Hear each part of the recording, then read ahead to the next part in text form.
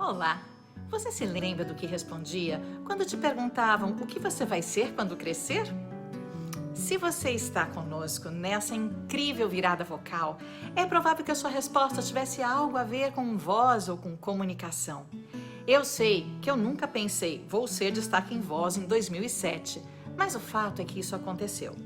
E uma jornada é feita de vários passos. Para resumir essa história, posso contá-la em 3 atos: a inspiração, a aprendizagem e a ação. Então vamos começar pela inspiração. Eu confesso que escolhi a fonoaudiologia sem saber exatamente o que ela seria. O que eu queria era poder ajudar as pessoas e ajudar pessoas a ajudarem ainda mais pessoas. Talvez porque sempre ouvi a minha mãe, que tem o dom das artes, dizer que devemos ajudar, fazer o bem e fazer com amor. Ou talvez porque o meu pai, que é cientista, sempre se preocupou menos com os holofotes e mais em preparar o palco para os seus alunos. Cheguei ao Brasil com 4 anos, com muita timidez e introversão, mas que foram de certa forma vencidas pela vontade de fazer alguma diferença. Eu entrei na 18ª turma de fonoaudiologia da Escola Paulista de Medicina, que ainda nem era a Unifesp, com a arte e a ciência na bagagem, com a cara e a coragem e muita vontade de viver e aprender. Sempre atenta ao que os professores ensinavam e, principalmente, ao que estava além do que ensinavam, aos modelos que inspiravam. Sim, temos que honrar a nossa história e quem faz parte dela. Somos quem somos porque temos o que e com quem contar. Então vamos ao segundo ato, que na verdade é um ato contínuo, a aprendizagem. Nos tempos da faculdade, a fonoaudiologia revelava suas diversas faces e desafios em um tempo sem internet, sem celular, com discos de vinil, muitas festas na Atlética e filas para xerocar artigos na Bireme. E fui descobrindo o poder da comunicação. Foram muitos mestres queridos, não cabe aqui listar todos, mas eu não posso falar da minha trajetória na área de voz sem falar daquela que fez o meu olho realmente brilhar pela fonoaudiologia, a doutora Mara Belal. Lembro-me como hoje, quando ela literalmente entrou pela porta da minha casa. Foi um dia depois do falecimento da minha tia Ruth, uma tia muito querida, que quando jovem foi considerada a melhor cantora lírica do Paraná. Mas naquele tempo, quando a mulher casava, geralmente se dedicava à casa e aos filhos. E se foi com a vida de cantora, como ela dizia, a voz e seus agudos. Ela dizia que não conseguia mais alcançá-los. E eu prometi que quando fosse fono, ela voltaria a cantar.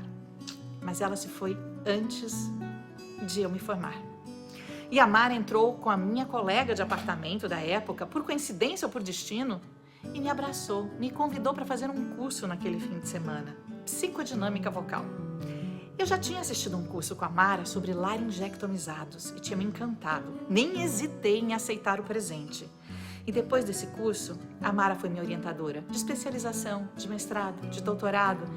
Anos depois me convidou a trabalhar com ela no SEV, onde até hoje eu sou professora. Um sonho que nem nas melhores projeções eu poderia imaginar que se realizaria. Mas voltando àquele curso sobre laringectomizados, como eu saí encantada com a ideia de ensinar a voz esofágica para quem não tinha mais voz. E assim, em um tempo em que nem havia prótese traqueosofágica no Brasil, comecei a atender voluntariamente laringectomizados fora do horário do ambulatório e passei a vibrar com cada paciente que ensinava as suas primeiras sílabas em voz esofágica. Com eles, senti na pele que voz é muito mais do que o tato à distância. Voz é a nossa própria identidade, a nossa marca registrada. Estava claro que para fazer a diferença, alguma diferença nesse universo, seria preciso muita dedicação, muita, além da conta. Então, vamos ao terceiro ato, a ação. Depois da formatura, veio a especialização, em que estudei a zona de transição dos formantes das vogais subsequentes a consoantes explosivas. Detalhe, as análises espectrográficas eram da tese da Mara, trazidas dos Estados Unidos, feitas em papel termosensível. As medidas eram feitas por meio de uma transparência milimetrada, nada de software ou programa de análise acústica, era na unha mesmo. Depois veio o mestrado, que nasceu do desafio das laringectomias parciais que traziam a disfagia para a sala de terapia, às vezes como de coadjuvante, às vezes como papel principal na reabilitação, e não existiam livros ou artigos, muito menos revisões sistemáticas com evidências daquilo que deveríamos fazer. Mas tinha a doutora Maria Inês Gonçalves, que sempre compartilhou seus conhecimentos com leveza e precisão. Aprendi muito com a Inês. E quando aceitei trabalhar em um serviço de cirurgia de cabeça e pescoço, no SUS, foi com a bênção dela que eu me senti capaz de tocar em frente. E o trabalho foi crescendo. No SUS com os pacientes de cabeça e pescoço, no consultório com pacientes de voz, da cantora lírica que se preparava para um concurso de bolsa, para um curso no exterior e que hoje é um dos grandes nomes no canto lírico do Brasil. Até aquele médico que perdia a voz quando chegava ao fim do seu treinamento e hoje tem o maior instituto de PNL do mundo. Foram muitas histórias. Enquanto isso, por anos eu fui e voltei de São José dos Campos, onde eu morava, 2, 3 vezes por semana, para voluntariamente coordenar a reabilitação fonoaudiológica dos pacientes da cirurgia de cabeça e pescoço lá da Unifesp. Eu tenho muito orgulho de saber que vários expoentes da fono-oncologia de hoje foram um dia meus alunos e, de alguma forma, o brilho no olho que nós tínhamos os contagiou. Paralelamente, por 10 anos conduzi um trabalho também voluntário no Gesto, Grupo de Estímulo e Solidariedade ao Tratamento Oncológico. Lá, muitas fonos fizeram história enquanto doavam sua atuação e levavam aprendizado e a satisfação de dar voz ao sem voz. No doutorado, pude participar de um projeto que me levou lá para o Departamento de Neurologia do Mount Sinai School of Medicine e a New York University. Estudei os efeitos em longo prazo da toxina botulínica nas distonias focais laríngeas, além de investir nos estudos do processamento auditivo central, que é outra história. O Dr. Paulo Pontes foi um grande mentor nessa fase. E ele, em muitos momentos da minha carreira, fez toda a diferença. Como eu sou grata pelos seus ensinamentos. Depois dessa fase, já ministrando cursos aí mundo afora, achei justo devolver à fonoaudiologia algum benefício a partir de tudo aquilo que ela me proporcionava. Então eu passei a acompanhar mais de perto a SBFA, a Sociedade Brasileira de Fonoaudiologia, até aceitar fazer parte do Comitê de Cancerologia em Fonoaudiologia. Aliás, um dos primeiros atos sob a minha coordenação foi a mudança do nome para Comitê de Fono-Oncologia, inspirado na psico-oncologia. Convocamos uma votação e o comitê até hoje segue com esse nome.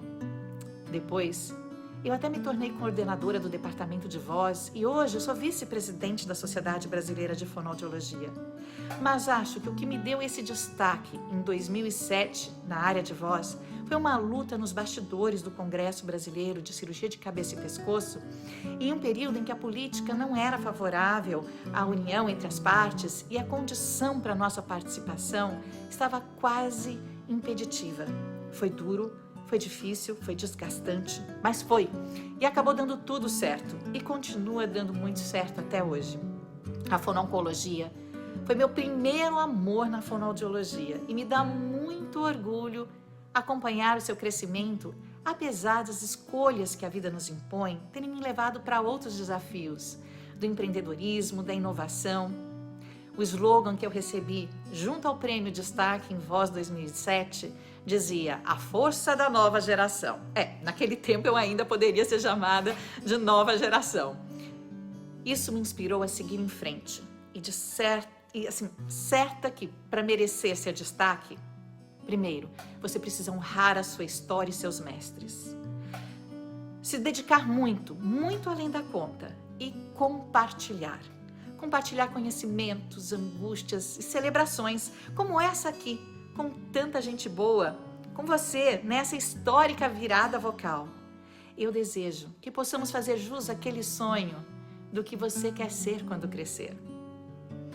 Sejamos a voz da virada e que cada voz possa ser ouvida, ter o seu destaque e fazer do mundo um lugar melhor.